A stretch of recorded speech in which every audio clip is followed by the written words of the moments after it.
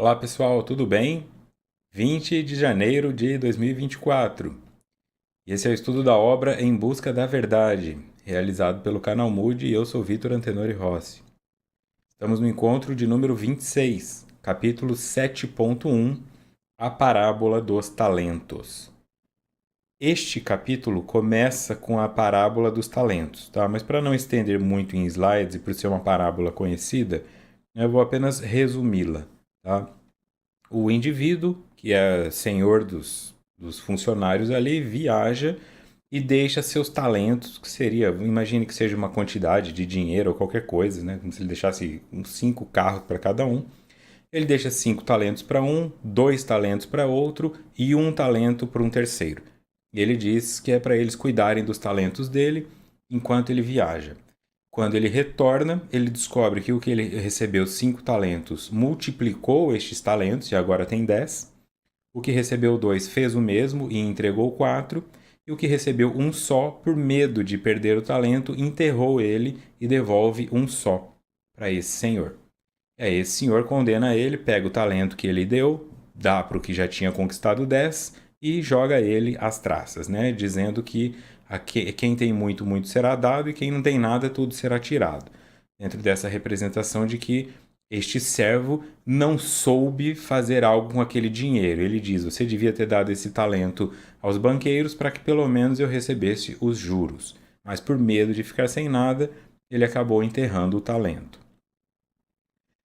A parábola em estudo é psicoterapêutica por ensejar reflexões profundas e lógicas a respeito do comportamento de todos com a consciência, o Senhor que ofereceu os talentos, e que sempre se encarrega de exigir a aplicação dos recursos que são destinados ao indivíduo. Lembra que no encontro anterior, não lembro qual, eu falei sobre o psicopata e que o psicopata não se sente cobrado pela consciência, que uma pessoa que não é psicopata não conseguiria se manter num comportamento por muito tempo porque a consciência dela a cobraria. Essa cobrança, esse sentimento que a sua mente coloca para você de você sabe que você está procrastinando, você sabe que o que você está fazendo não é saudável ou é errado ou trará consequências, mas mesmo assim você faz. Isso é a consciência, porque a nossa consciência é o Senhor, né? A senhora da nossa vida. Não importa o que os outros digam. Pode ter um católico que vai à igreja, o padre perdoa ele, mas ele não se perdoa. Às vezes você pede perdão para uma pessoa, ela literalmente te perdoa, mas mesmo assim você sai com uma sensação de que não foi o suficiente. É a nossa consciência que nos deixa insones, é a nossa consciência que nos tira o prazer das coisas quando nós estamos culpados. Às vezes o indivíduo está ali, a criança está brincando com ele, papai, papai, papai, mas ele lembra que ele fez algo errado no trabalho e não consegue se concentrar em usufruir da companhia da filha. É sobre isso que Joana fala, sobre eu encontrar a percepção de que o talento por si sou eu, o recurso que eu tenho e como eu estou utilizando este recurso. Não é Deus quem vai me dizer se eu estou fazendo certo ou errado, mas a minha consciência. Por isso ela entende que essa parábola tem uma parte psicoterapêutica, porque traz essa questão do comportamento de todos com a consciência, e que sempre se encarrega de exigir a aplicação dos recursos que são destinados ao indivíduo.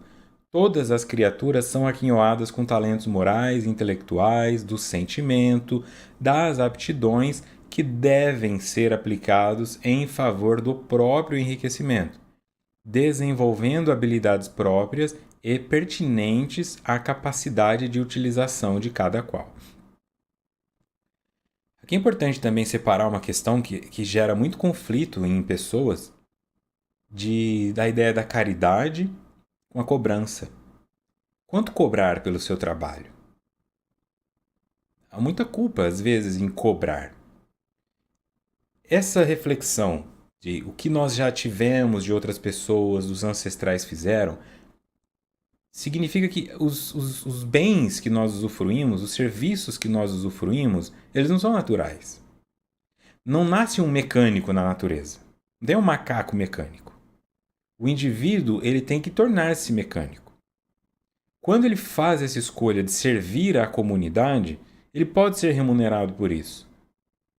Se nós ficarmos com medo de cobrarmos pelo nosso serviço, seja ele qual for, então o que sobra? Seria interessante que nós não precisássemos, mas que as coisas fossem dadas. Mas todos os animais têm que trabalhar pelo sustento de alguma maneira. O leão está todo arranhado. Você pega o leão, o rei da selva, mas filma ele de perto. Ele é todo cheio de cicatriz, está sempre com ferida aberta, mosca pousando nelas. Eles estão o tempo todo lutando para alguma coisa. Então a ideia de que todo dia nós temos que matar um leão por dia é sobre enfrentar alguma coisa todos os dias para nós termos o que levar para casa. Então, saber separar que o desenvolvimento do seu talento, você vai se tornar uma fisioterapeuta e você escolhe essa faculdade. É você que lida com o professor que às vezes é abusivo, um professor que é incompetente, uma aluna da sala que é invejosa e fica fazendo fofoca, uma escola que não funciona direito, só quando o MEC vem visitar é que ela monta um cenário. Um monte de estresse que você vai passar. O carro que quebra e você não chega, a professora não acredita e te zera na prova. Depois que você termina, aí você tem direito a cobrar por isso. Servir à sociedade não significa gratuitamente, porque fazer uma escolha que permite que os outros tenham acesso àquele serviço também é uma forma de caridade. Tornar-se uma médica é uma forma de caridade. Se ninguém quiser fazer isso, se ninguém estiver disposto a passar por isso, ou se ninguém tivesse o dinheiro para fazer essa faculdade, quem cuidaria da nossa saúde? Olhando para as pessoas ao seu redor, aquele indivíduo que passa com você com roupa da prefeitura, ou aquele que passa com a calça toda suja de tinta ou suja de graxa, quando você olhar na direção desses indivíduos, olhe com reconhecimento, olhe com gratidão. Alguns tiveram que fazer isso porque é o máximo que eles conseguiram e vão ficar em empregos para limpar fossa, por exemplo. Não imagino que seja escolha consciente de alguém, mas e se ninguém estiver disposto a limpar uma fossa? Então desenvolva-se de uma maneira que você seja útil à sociedade. Se depois do seu expediente remunerado você quiser fazer algo gratuitamente, em termos de caridade, tudo bem. Pode ser na sua área de formação ou pode ser em outra. Mas o importante é ter essa clareza. Não deixar se contaminar pela ideia de que o capitalismo é o satanás, que o dinheiro é uma coisa ruim. Não, é apenas uma coisa. Nós é que vamos fazê-la boa ou ruim. Então você tem o direito de cobrar pelas coisas que você estudou, pelo caminho que você traçou, porque ao fazer isso, você tornou-se capacitado para servir à sociedade naquela função, enquanto outras pessoas quiseram servir em outras. A parábola dos talentos refere-se aos indivíduos mais aquinhoados na existência, que souberam multiplicar a concessão com que foram honrados e dignificados pela alegria de entrar no gozo do seu Senhor, o estado de harmonia emocional e de crescimento mental. Então nós estamos num país que tem umas leis absurdas, né, protecionistas e tudo, e uma delas é que filhas de militares recebem pensão para o resto da vida contanto que não se casem. Que isso, né? Aí tem um monte de mulher que está casada há 20 anos, continua recebendo pensão, mas não casa no papel para não perder a pensão e fica tudo certo. Quer dizer, estas pessoas foram aquinhoadas. Receber uma pensão porque seu pai foi militar e você não precisou fazer nada, só nascer, não é justo nunca. Nem na lua. Nunca é justo. Mas está na lei. Então é legal. Só que o que a pessoa faz disso?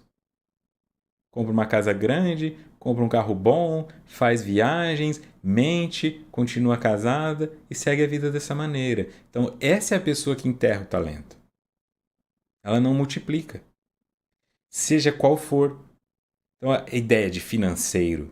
E tem pessoas que são inteligentes, são pessoas que usam a inteligência e ao invés de usarem isso para o positivo, elas usam para o negativo. Silvio Santos, por exemplo, começa como vendedor ambulante e ele usa a inteligência dele e cresce.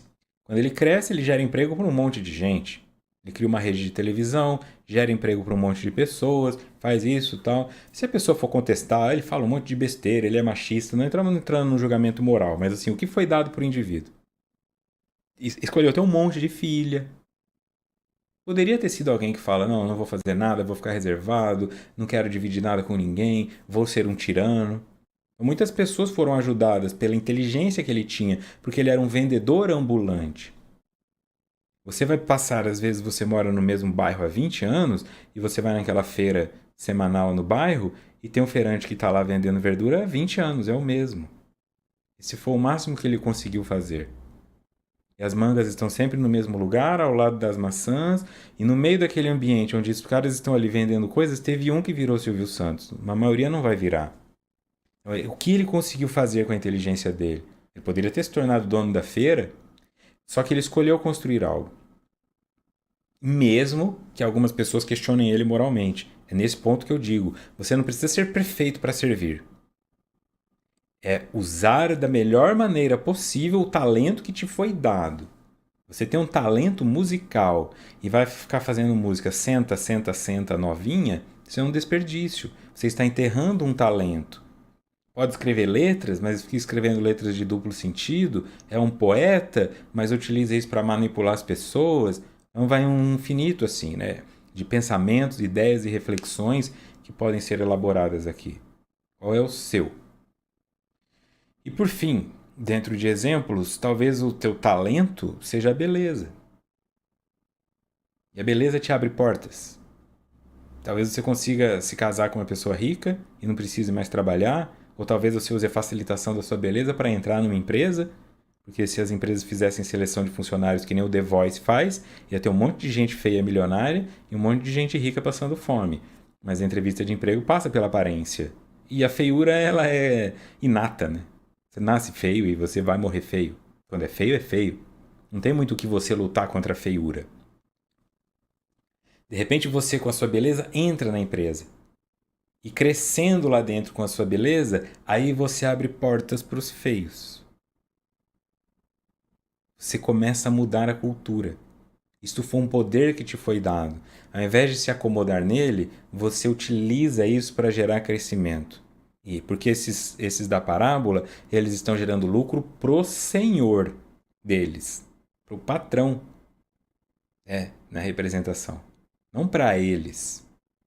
Este patrão mostra-se justo no final. Então o que recebeu 10 ainda vai receber o 1 que o outro enterrou. No fim aquilo fica para você. Essa é a mensagem. O que você faz em direção a servir é seu. Então tem uma música do Tia Anastácia, se eu não me engano, do Tia Anastácia, que eles falam: só é seu aquilo que você dá. Só é seu aquilo que você dá. Tá? Então, indivíduos aquinhoados que souberam multiplicar a concessão, então foi concedido a você, não é seu, é administrado, com que foram honrados e dignificados pela alegria de entrar no gozo do seu Senhor. O estado de harmonia emocional e de crescimento mental. O outro, que recebeu menos, negligente e avaro, receoso e incapaz, enterrou a moeda preciosa, dominado pela preguiça moral de a multiplicar, também temeroso da justiça do seu Senhor, que era severo. Todos os valores que sejam sepultados no solo da indiferença e da falsa justificativa se transformam em sofrimento interior, porque a culpa que se apresenta no momento da prestação de contas leva-os às lágrimas e às lamentações. Que é o que o Senhor fala na parábola, que ele vai para o local onde haverá pranto e ranger de dentes. A dor. O psicopata não tem isso. Só que o psicopata, ou é psicopata, aí é onde entra o ponto. Você acredita em reencarnação? O psicopata é psicopata até que morra, porque o cérebro é que é psicopata. É uma desconexão cerebral que impede o indivíduo de ter essa ideia de empatia e percepção do outro. O espírito não é psicopata. Ele pode ser maligno, mas a consciência sempre estará lá. Os flashes. Que seja no momento em que ele está matando uma pessoa, ele pensa: e se fosse a minha mãe aqui? Se fosse minha irmã? Aí ele volta. Não, não é. Mas isso vai que nem água mole em pedra dura, né? Vai entrando na mente dele. Vai entrando na mente dele. Ele vai atraindo aquilo para ele. Ele mata os outros, então ele começa a ficar paranoico. Ou eu vou ao mercado para assaltar pessoas e eu fico encostado na banca da melancia olhando. Quando ele for ao mercado fazer compra, que em algum momento ele não pode ficar assaltando melancia, ele vai ver o indivíduo parado na banca de melancia e ele vai pensar: esse cara está procurando alguém para matar. Porque ele vai projetar a sombra. Às vezes o cara só está ali. Ele vai ficando paranoico. Isso vai atraindo ele em direção a essa repetição, porque ele precisa ser punido. A nossa mente precisa do expurgo. Nós vamos nos sentindo sujos. Ele pode começar a desenvolver compulsão por limpeza, tomar banho com água muito quente a ponto da pele ficar vermelha, porque ele precisa se sentir limpo, escovar muitos dentes até machucar as gengivas. São várias coisas que emergem, não é uma ou outra. Quando aquilo se concretiza, ele vai para a ideia do que o Espiritismo entende como expiação. Fala, eu preciso passar por isso. Olha, tem um pai violento que nós sabemos que quando o filho nascer, esse filho vai ser espancado. Ele fala, eu quero ser esse filho. Porque eu bati em tanta gente com o meu chicote que agora eu preciso apanhar com o cinto de couro. Aí ele vem e apanha. Como criança, ele não se lembra disso, ele traumatiza, é um inferno a vida dele, mas internamente há um expurgo, por uma escolha que ele fez muitas vezes. Esses indivíduos, portanto, que enterram os talentos, eles não permitem que isso flua na direção do outro, essa ideia de se eu ganhar na loteria eu nunca mais trabalho na vida, eu não faço mais nada, esse é o indivíduo que enterra o talento. Porque vai gerar um sofrimento muito grande. A sua consciência vai começar a te fazer sentir culpada. Então, todos os valores. Tem um ponto aqui. Cadê? Tá. Então, o indivíduo recebeu menos e ela entende ele como negligente, porque ele não soube o que fazer com isso, e avaro, porque ele enterrou. E ao mesmo tempo medroso, porque o meu senhor era severo. Só que se esse senhor é severo e você vai fazer o melhor com aquilo, por que isso te será punido? Que tipo de pessoa é essa que você entende que rege o mundo? Que tipo de pessoa é você quando você está regendo alguma coisa? Você está ajudando seu filho ou sua filha a aprender. Trocar uma lâmpada, trocar um pneu de carro, qualquer coisa. Ela é uma criança e você ensina. Aí você fala assim: filha, pega a chave de fenda. E aí ela vem com uma chave inglesa. Você vai bater nela por isso? Entende? Ela fez o melhor que ela podia. O que nós estamos falando de enterrar o talento é se a sua filha, por medo de apanhar de você, ela trouxesse a caixa inteira de ferramenta e falasse: pega aí, pai. Aí você ia falar: mas se for para eu na caixa de ferramenta pegar, eu não preciso de você. Então vai embora daqui que você é inútil. É isso que o senhor fez. Se o indivíduo tivesse dito: olha, eu pus no banco, mas o investimento que eu fiz deu errado, tudo bem. Você tentou alguma coisa, investimento tem riscos, deu errado. O banqueiro te roubou. Mas o fato de fazer nada com aquilo que te foi dado, por medo de ser punido, é o que gera punição, segundo a reflexão de Joana. Mesmo no caso dos impossibilitados mentais, físicos e emocionais desestruturados, nos refolhos do inconsciente profundo encontram-se as razões da aparente carência, sendo a sua falta o talento de recuperação pelo haver malbaratado nas existências transatas. Isso conversa com o que eu disse do indivíduo que bateu nos outros e agora aceita apanhar. Bom, ok, todos têm um talento, mas como que fica o caso dos indivíduos que têm uma deficiência intelectual, mental, física ou emocional, a um ponto que eles realmente não consigam produzir, como um esquizofrênico ou como alguém com síndrome de Down ainda consegue produzir alguma coisa, mas tem lá as suas limitações, né? Em razão do máximo que o QI atinge é um nível muito baixo comparado com a média. Eles ainda conseguem produzir. Ela diz: a sua falta o talento de recuperação pelo haver malbaratado nas existências transatas. Este é o seu talento. Como que eu dou conta, então, de multiplicá-lo? Como que eu dou conta de não enterrá-lo? Não cometendo suicídio, por exemplo. não se drogando. Já nasceu na cadeira de roda? Não fica aí só bebendo e usando droga como se fosse um coitado. É nesse sentido. Se a tua experiência é expiatória, você sente que ela é expiatória, não houve nada que você pudesse ter feito. Você está aí porque nasceu assim, ou foi vítima de erros do seu pai e da sua mãe e você não tinha como evitar que isso acontecesse, então é aí que você olha. Você aceitou, ou não aceitou, foi uma expiação compulsória, mas é a sua expectativa. Você está contribuindo com o mundo ao pagar pelo crime que você cometeu. Porque isso te ensina pela dor e diminui a chance de você colocar uma pessoa nesse lugar. É muito mais difícil dar uma chicotada depois de você ter tomado 10, né? É muito mais difícil colocar alguém numa cadeira de rodas depois de você ter ficado em uma. Você começa a entender. Quando você se torna uma pessoa melhor, quando você paga pelos seus crimes, limpa a sua consciência, o mundo fica um lugar mais seguro, porque o monstro que existia em você humaniza-se.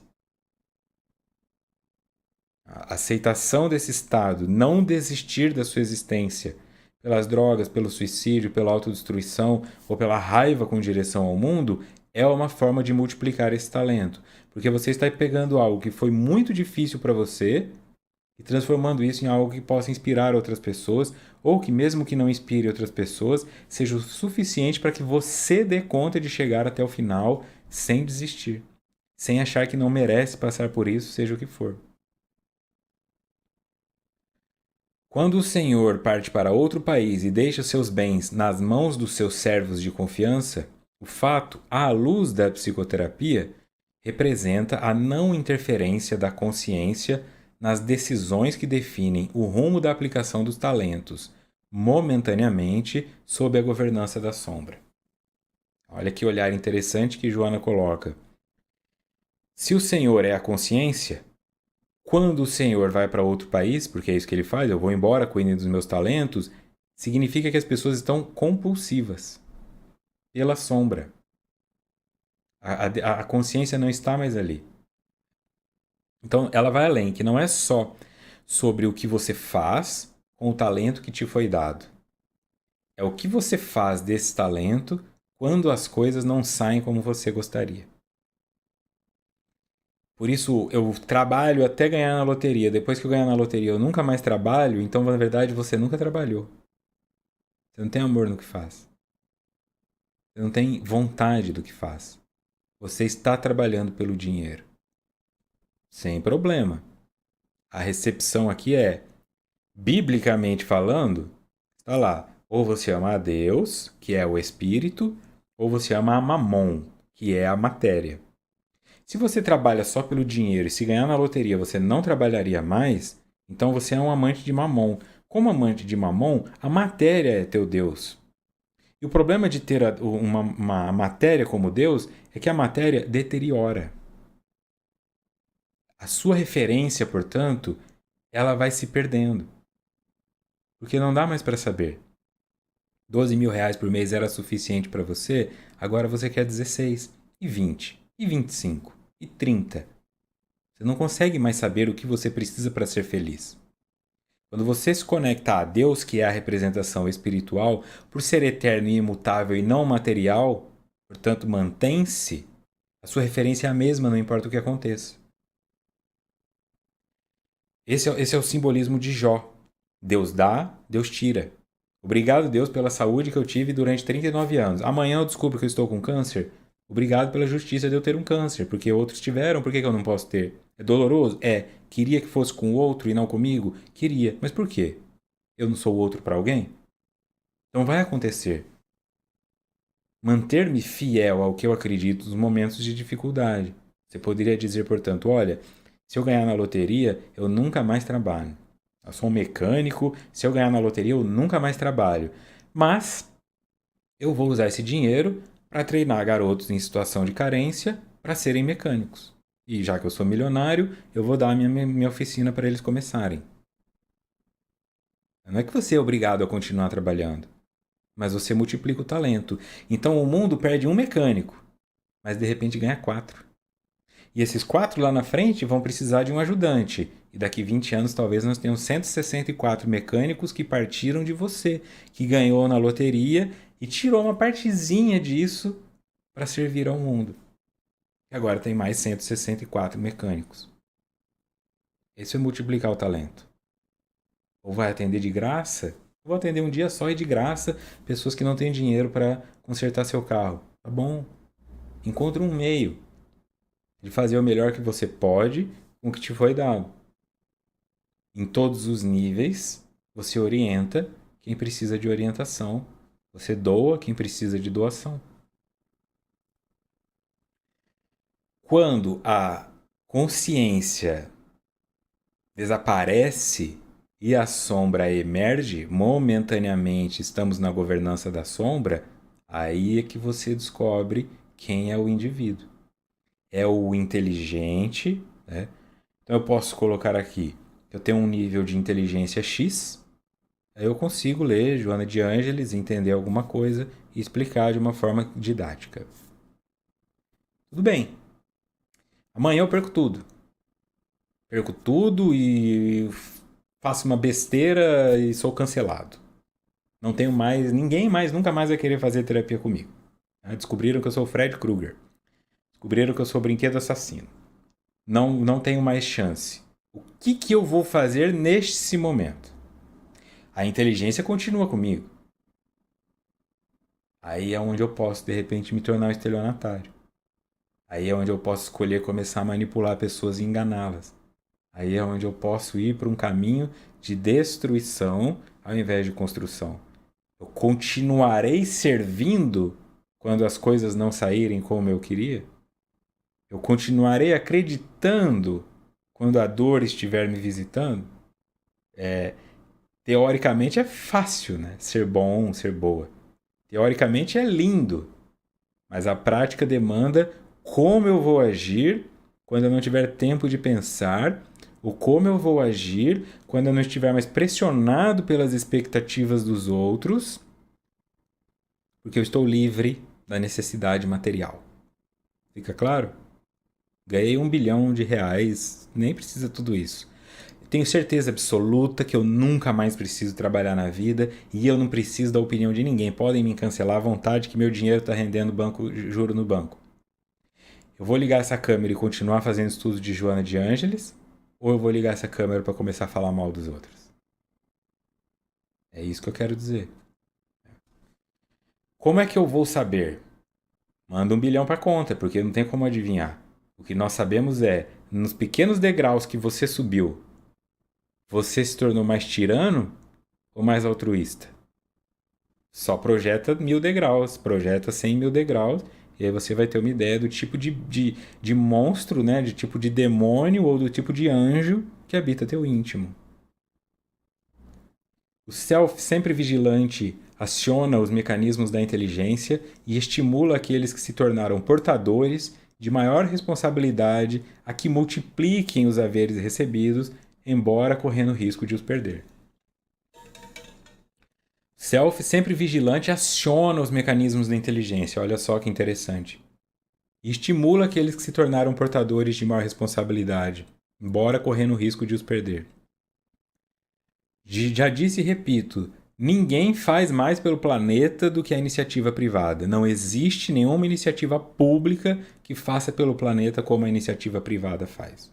Ninguém ajuda mais as pessoas do que os bilionários altruístas. Ninguém. Nenhum governo faz. Porque o governo faz com o próprio dinheiro. Olha, eu vou pegar o seu dinheiro e vou fazer asfalto para você. Olha, eu vou pegar o seu dinheiro e vou dar uma cesta básica para você. Que legal. Mas uma parte vai ficar para mim porque eu tenho que pagar por isso. O bilionário não. Tem essa coisa demonizada da iniciativa privada, mas a iniciativa privada é o indivíduo que ele chegou nesse ponto que Joana fala. Muitos não chegam. Só que tem um que ele olha para o lado. Acho que teve um momento em que a Beyoncé falou que ela olhou para a conta dela, tinha o net worth dela com o Jay-Z, eu acho, eles tinham 1 bilhão e ela falou: nenhum ser humano do planeta deveria ter 1 bilhão na conta. Nenhum ser humano precisa de tudo isso. O que ela faz com isso, eu não sei. Mas ela chegou neste local. Olha o que a princesa Diana fazia. Até hoje eu acho que essa mulher foi assassinada. Olha o que ela fazia. Uma mulher da realeza britânica que ficava abraçando criança negra na África. Hã? Naquela época. Agora um dos príncipes começou a namorar uma mulher que é mais parda do que negra e foi rejeitada. Olha o que essa Diana sofreu lá atrás. Olha a pressão que essa mulher tinha que aguentar. Por que ela fez isso? Não era mais fácil só ficar acenando? Mas esse é o ponto. Alguma coisa dentro do indivíduo. Por que a Angelina Jolie saiu querendo adotar um monte de criança, uma de cada etnia e não sei o quê? Pra que fazer um esforço desse? Não, tem uma coisa maior, que é o indivíduo ele não consegue se acomodar naquilo porque ele é uma pessoa boa. E quando ele chega nesse local que ele bate lá nesse teto, ele acorda e fala: "O que eu estou fazendo? Eu vou fazer alguma coisa". Ele não consegue mais ficar em paz. Essa é a representação indiana de Siddhartha Gautama. A iluminação como Buda. O indivíduo que está dentro do palácio e não conhece o que acontece no mundo, a pobreza nem nada disso. Quando ele sai do palácio pela primeira vez e ele vê a pobreza, ele não consegue mais voltar para o palácio. Isso significa o simbolismo da iluminação. Quando você se torna luz. Mas a luz só é necessária na sombra. O sol não precisa de luz. Não há necessidade. Deus não precisa de luz. Jesus não precisa de luz. Quem precisa de luz? O cara que está fumando crack. O cara que está compulsivo por masturbação. A mulher que está com pensamento suicida. A pessoa que não consegue parar de comer. Essas pessoas precisam de luz. E talvez você a tenha. Num simples ajudar uma pessoa que está fazendo um exercício errado na tua academia. Olha, isso aí vai machucar sua coluna. Às vezes ele vai te mandar para o inferno. Ah, não se mete, eu sei o que eu estou fazendo. Mas você tem um conhecimento, oferta. Oferta para alguém que você vê que é ignorante. Oferta para alguém que está se perdendo nele. Se essa é a tua profissão, cobre por isso. Mas se é da sua bondade, porque você já tem esse conhecimento, então divida. O número de princesas Diana no mundo, o número de Madre Teresas, o mundo de Nelson Mandela é muito pequeno. Porque essa é a porta estreita. A maioria pensa: eu ganhei na loteria, danem-se vocês, peguem fogo, abraço, nunca mais. Só que aqueles que chegam nesse local e pensam: eu tenho tudo isso, eu preciso ajudar alguma coisa, e principalmente quando você entende que a tua migalha por outro é fortuna. Tem atleta que vai em restaurante lá nos Estados Unidos que tem a cultura da gorjeta e deixa $1.000 de gorjeta. Não é nada para ele. Nada. É o tênis que ele usa um jogo e depois do jogo ele joga fora. Só que aquela pessoa que recebe, ela não é mais despejada, ela consegue dar um tratamento para o filho. Coisa simples. Todos os dons pertencem à vida, vêm de Deus e são concedidos como empréstimos, como experimento, a fim de que se possam fixar na realidade, produzindo os efeitos correspondentes. A vida é dinâmica, não se permitindo vacuidades e desleixos sob a pena de consequências afugentes para os levianos e irresponsáveis. Se todos os dons pertencem à vida, então, de forma geral, nós somos políticos, né? Nós somos os vereadores, os senadores, os deputados de Deus. Por que nós vivemos num país corrupto? O que eu estou fazendo com o talento que me foi dado? Emprestado, concedido. Ok? Então, eu sou responsável por pegar algo que não é meu e dividir com outros para que também não sejam dele. Aí, se você faz a tua parte, eu faço a minha parte, o outro faz a parte dele, eu consigo fazer estudo de psicologia aqui, você faz de nutrição, o outro ensina economia doméstica, a outra ensina como cuidar de planta. Nós vamos criando um mundo, mas quantos canais você encontra no YouTube onde as pessoas estão simplesmente ensinando algo porque elas querem ensinar? Elas te cobram curtida, comentário, dinheiro, elas te cobram se inscreva aqui, elas te cobram, assista o próximo vídeo. É tudo cansativo, aí no meio do vídeo entra uma propaganda. Porque é difícil. Tem um monte de gente que sabe das coisas. Nós precisamos ter a profissão e o dinheiro. Mas será que não dá? Não poderia ter um local onde todo o conteúdo fosse só feito gratuitamente? Se alguém colocasse uma propaganda, era banido? Sabe, uma rede social assim? Nós precisamos. Esse era o objetivo da Wikipedia, por exemplo, é uma página com informações gratuitas. O YouTube começou com isso, mas aí começou a monetizar vídeo, pagar por clique, por like, por não sei o que. Acabou. Hoje isso aqui é uma Babilônia, assim, você não consegue assistir nada sem propaganda, sem as pessoas tentando te vender qualquer coisa. Muito difícil. As heranças atávicas geradoras da sombra e a infância emocional que teima em permanecer como criança ferida em muitos comportamentos fazem dos indivíduos pacientes, piegas ou astutos, que se negam o esforço na esperança de que outrem lhes ofereça o que lhes cabe conquistar, tornando-se egoístas e displicentes. Ela vai falando sobre as reflexões em todos os sentidos. Joana vai falar também sobre a questão das pessoas não gostam mais de trabalhar, querem cargas horárias pequenas. Isso vai entrando num. Não tem como você fugir disso. Paga pouco, indivíduo desmotivado. Esses dias eu fui numa loja dessas que tem fila, que nem, eu não sei, Pernambucanas, Renner, C&A, alguma coisa assim. Dessas que você fica naquela fila e na fila já é um labirinto. Aqui tem meia, tem touca, tem garrafinha, tem tudo. Todo lugar que você vai tem algo para comprar, né? Até para chegar no pagamento você tem que passar pela tentação de comprar mais coisas. E eles deixam uma pessoa só no caixa para você ficar mais tempo ali.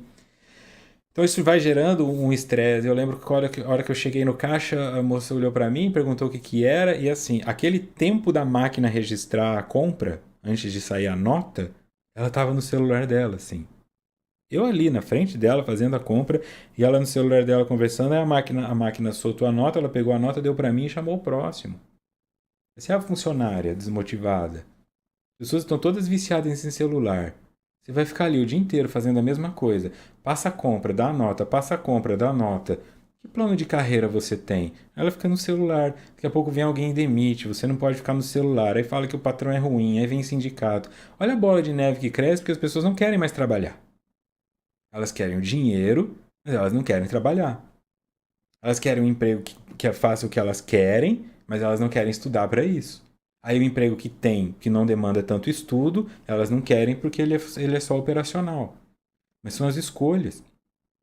O mercado é difícil. O mercado é difícil para qualquer um. Se você for bom no que você faz, isso não inclui só a tua capacidade técnica, isso inclui a sua ética e o seu respeito para com o cliente e consigo. Em qualquer profissão você floresce. Qualquer coisa que você escolher fazer vai ter público se você fizer bem feito. Agora, não fazendo bem feito, o mercado está saturado. O mercado está saturado de gente mediana. O mercado nunca está saturado de gente boa. Nunca. Nenhum mercado. Se cada qual realizar a sua parte, pensando nos bens do futuro, não importando quem seja aquele que colhe onde não semeia, seus talentos estarão sempre aumentados e receberão outros mais que lhes são confiados. O servo bom, do bom trabalho, retira a prosperidade, enquanto que o ocioso converte a ação em penúria, vindo a sofrer a restrição do prazer e da harmonia. E o que uma pessoa faz quando ela recebe uma bolsa, qualquer coisa? O que ela faz? Vocês que visitam essas pessoas em situação de rua, e aí vocês vão sempre no sábado às 9 horas dar um chá com bolacha para eles. Onde eles estão sábado às 9 horas? Lá. Quantos não estão lá porque estão fazendo algo melhor? Ele não precisa. Ele sabe que às 9 horas ele receberá o chá com bolacha.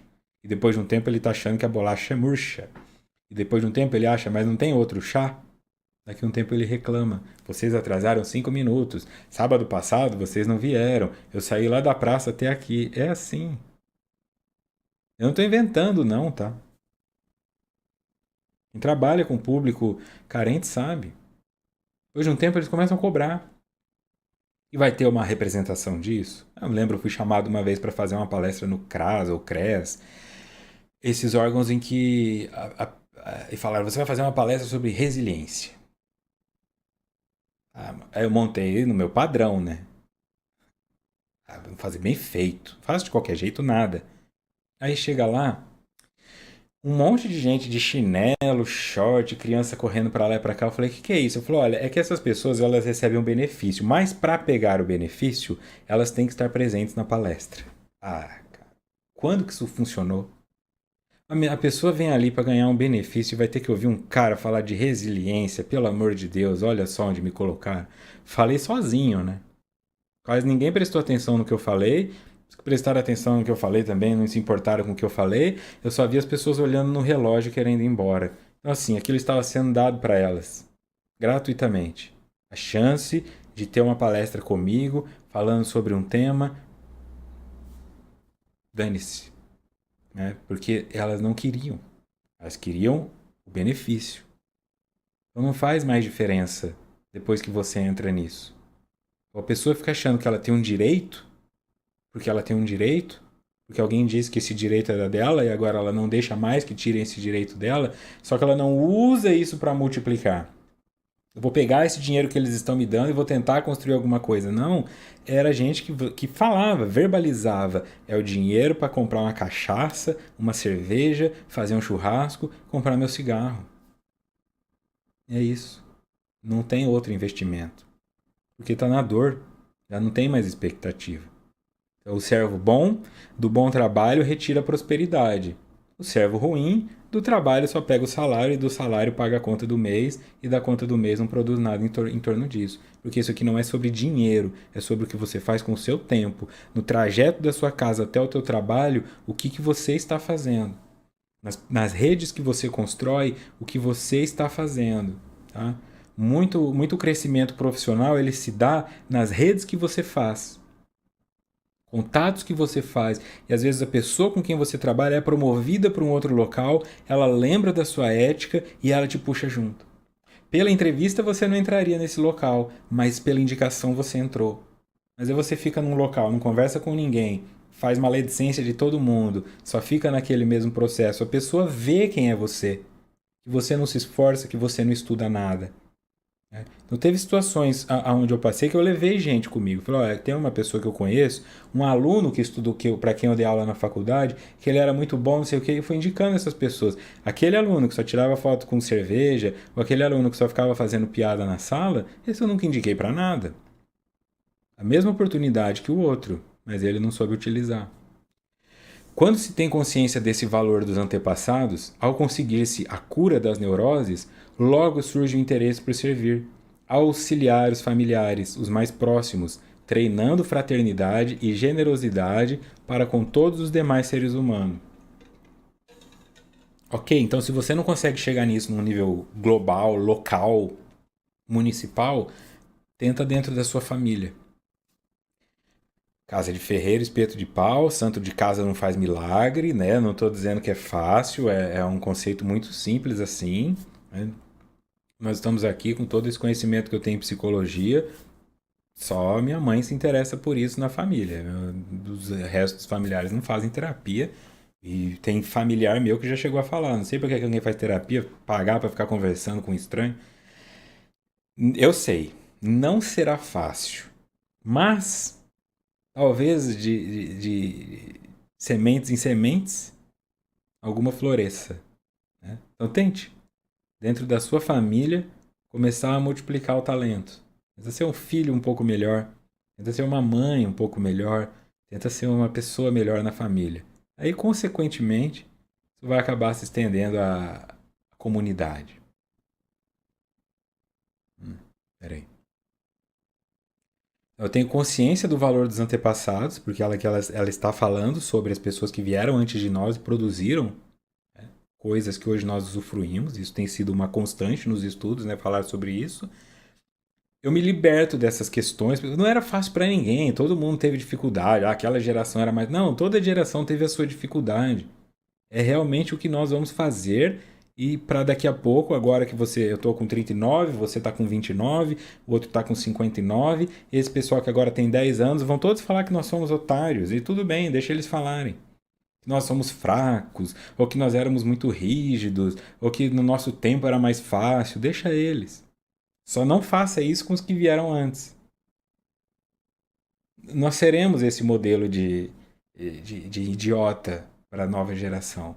Faz parte do processo da imaturidade do jovem achar que qualquer pessoa com mais de 35 anos é um coroa burro.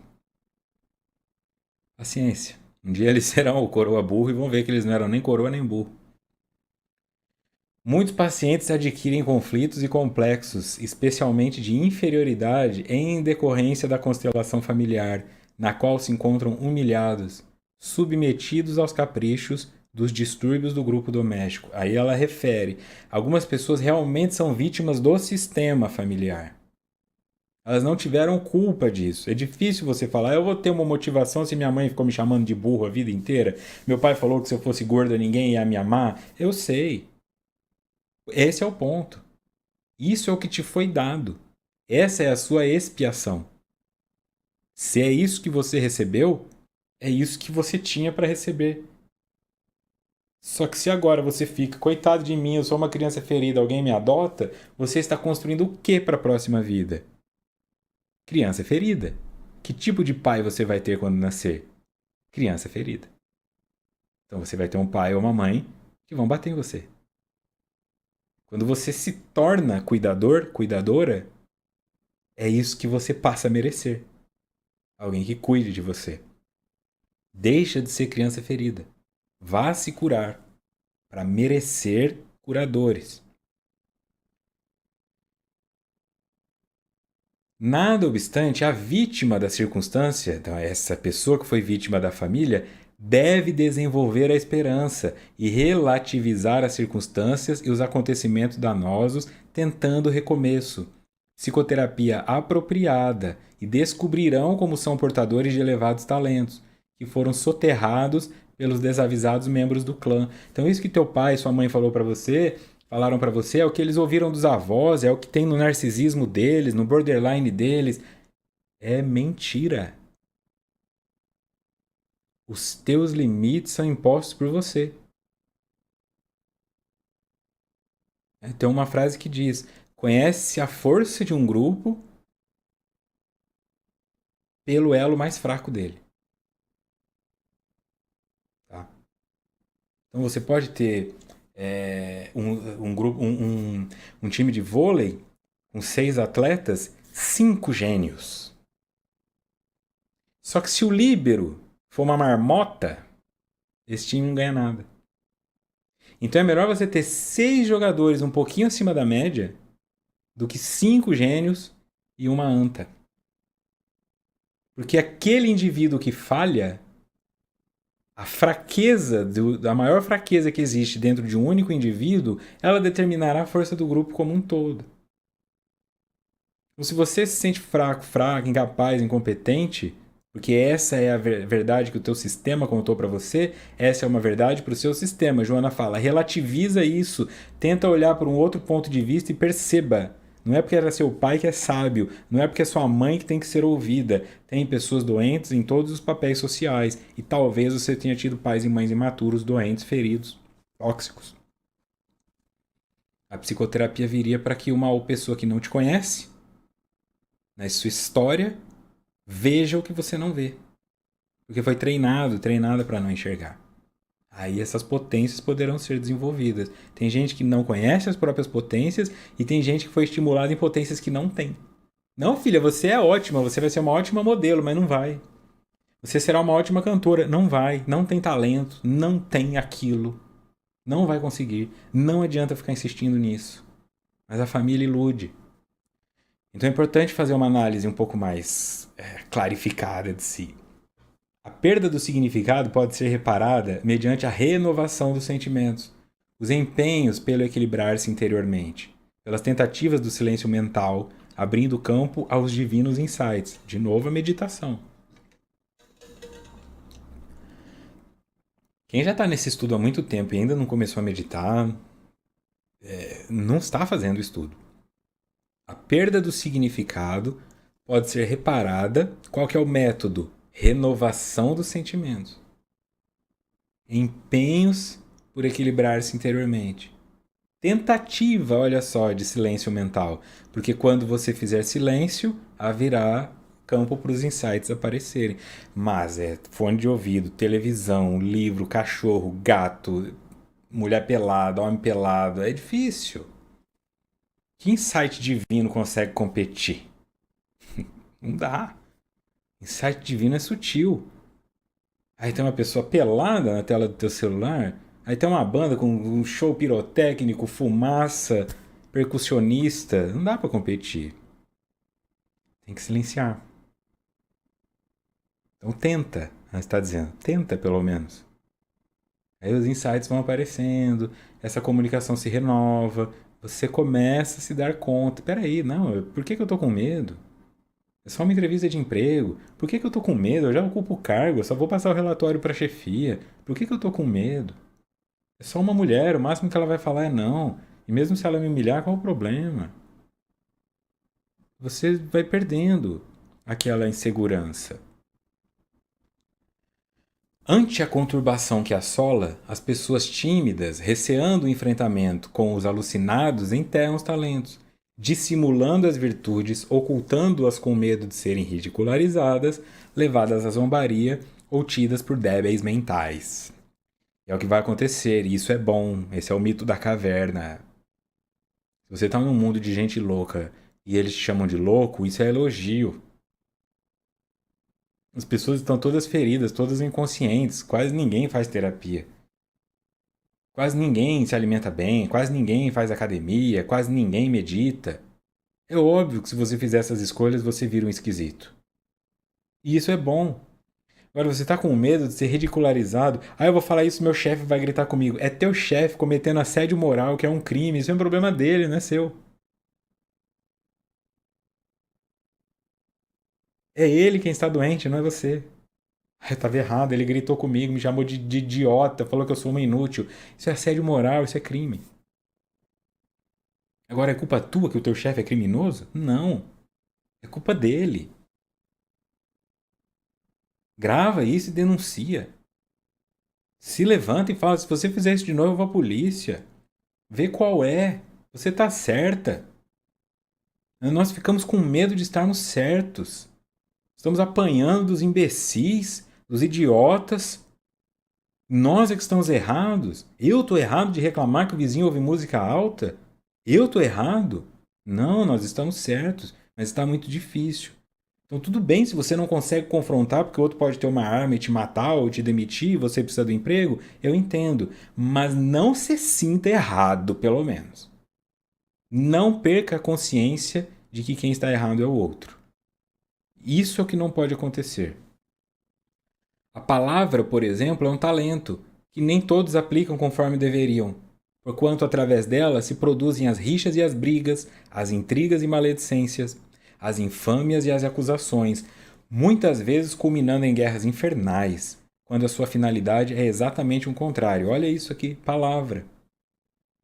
O que nós estamos fazendo aqui? Vocês assistindo e eu falando. Palavra. Tem gente que acompanha pelo Spotify e não tem nem a imagem, nem texto. Então isso é literalmente palavras. Olha como essas palavras estão mudando a sua vida. O que nós estamos lendo de Joana de Ângeles aqui não tem um vídeo dela, não tem uma selfie dela. São textos, é palavra. Palavras. Olha o poder que tem a palavra. Então o que sai da tua boca, olhando no espelho e falando, ô seu idiota, ô seu gordo, ô seu feio, ô seu magrelo, isso é você saindo da sua boca. Olha que estria feia, olha esse cabelo. Isso é você não pode ser essa pessoa para si. Da sua boca tem que ser palavras de amor. Ai, tudo bem, pode maltratar as pessoas, não é esse amor acolhedor da doença, mas é um amor exigente. Olha, tudo bem, tá bom, você tá incomodado com isso aí, mas tudo isso aí é mutável. Tudo isso aí é contornável. Vamos lá. Vamos lá. Ok, apareceram rugas no seu rosto. Ok, o seu cabelo começou a cair. Ok, sua barba começou a ficar branca. Ok, os seus dentes estão amarelados. Eu não sei o que te incomoda. Não sei. Mas alguma coisa te incomoda. Só que essa coisa que te incomoda, ela define você como um todo? Não tem nada que você possa falar além disso? Os talentos, pois, de que dispõe cada um, tanto podem ser renovados como retirados, de acordo com a aplicação que se lhes dê. São empréstimos divinos que o Senhor coloca à disposição de todos, sem exceção, com generosidade e confiança, mas sob a condição de serem prestadas contas da sua utilização. Ai, meu Deus, e agora? Parece que prestação de contas sempre leva o indivíduo para cadeia, né? Ó, quando eu voltar eu vou prestar contas com você. Ai, meu Deus, mas que sombra é essa? Por que você acha que você é um bandido? Por que você tá sempre com medo de prestar conta? Ai, Deus veio, e agora? Olha para Deus. Deus é amor, olha na direção do amor e fala: eu tô aqui para prestar conta, meu. Que sua justiça me tome. Justiça é bom. Justiça só é ruim para bandido. Justiça divina é bom. Não fica com medo de prestar contas. Tomou consciência? Muda. Começa a fazer o melhor uso dessa ferramenta. Porque na prestação de contas também pode vir o lucro, também pode vir o prêmio. Se você fez bem, se você fez bom uso, não está escrito lá atrás. Quem faz o bom uso ainda ganha outras. Então por que ficar pensando que você não deu conta e vai ser punido? Por que não pensar que deu conta e vai receber mais? Analisando-se Jesus como possuidor dos talentos de vida eterna, descobrir-se-á facilmente como os aplicou em todos os dias da sua existência terrenal, especialmente durante o período de sua vida pública, enriquecendo o mundo com sabedoria e liberdade, com beleza e esperança de plenitude. Só que ele era fisicamente feio, isso está escrito, e mesmo assim, olha o que ele conseguiu trazer para o mundo: beleza, esperança e plenitude. Um cara pobre e feio que estava lutando contra o sistema. Então ele trouxe tudo que ele não tinha. De onde ele tirou? Não é dele, é de Deus.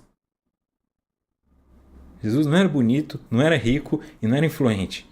Jesus era um ninguém de uma cidade que quase ninguém sabia onde ficava e era feio e pobre. Ele conseguiu levar para as pessoas riqueza, beleza e influência. Então, tudo era canalizado. Ele aceitou essa função. Não é meu. Eu volto ao Pai. Devolvo ao Pai. Eu me devolvo ao Pai. Porque eu sou vaso, eu sou ferramenta. Tomar consciência disso vai melhorar bastante a sua vida. E quando foi traído, negado, julgado insensatamente, condenado e crucificado, o tesouro da sua misericórdia e cordura transformou-se em bênção que vem atravessando os séculos como a única maneira de encontrar-se a felicidade, que é conseguida somente pelo amor, por amor terapia. Ou seja, quando a consciência se afastou, quando a casa caiu, que o Senhor foi embora, emerge a sombra. E o que estava na sombra de Jesus? Perdoa, Pai, porque eles não sabem o que fazem. Então, na cruz, você ainda pensar no outro. Ele fez. Não é o fim do mundo fazer isso. Não é inalcançável fazer isso. Como fazer isso é que deve ser a pergunta. Como é olhar justamente para esse indivíduo. Este chefe, ele é abusivo e não sabe. Não é você quem está errado. Ele perdoa, pai, ele não sabe o que faz. Ele não tem noção o cavalo que ele é e o coice que ele vai tomar. Eu tenho. Porque eu tô tomando o coice agora. Obrigado por me mostrar que algum dia eu fiz isso com alguém. Senão eu não teria um chefe como você. Obrigado. Dá na cara aqui, ó. Na direita e depois na esquerda. Pra eu lembrar que eu já dei coice em alguém. Porque se eu tenho que ficar nesse emprego, senão eu sou demitido e eu não tenho outra opção no momento, isso é expiação pra mim. Se eu tenho que passar por isso, por que eu tenho que passar por isso? Eu não vim aqui pra resgatar esse chefe e ensinar amor pra ele. Eu vim aqui pra tomar coice com ferradura na cara. Na hora que eu olho pra ele gritando assim comigo, eu vejo que eu já gritei assim com alguém. Às vezes não foi nem vida passada, tá? Foi nessa. Uma professora que você humilhou na escola, uma servente, uma pessoa da limpeza, um travesti que estava na esquina fazendo programa.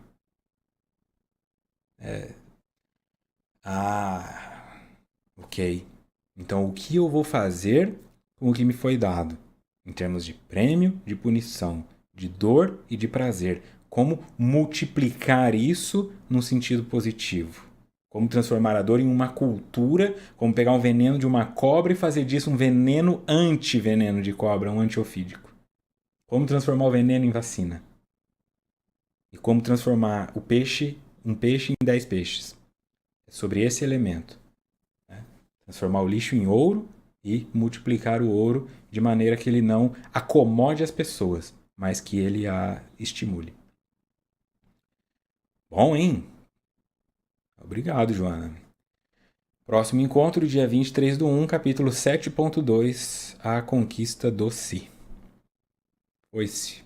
Muito obrigado mais uma vez pela companhia. Sigamos firmes no propósito, tá bom? Até a próxima.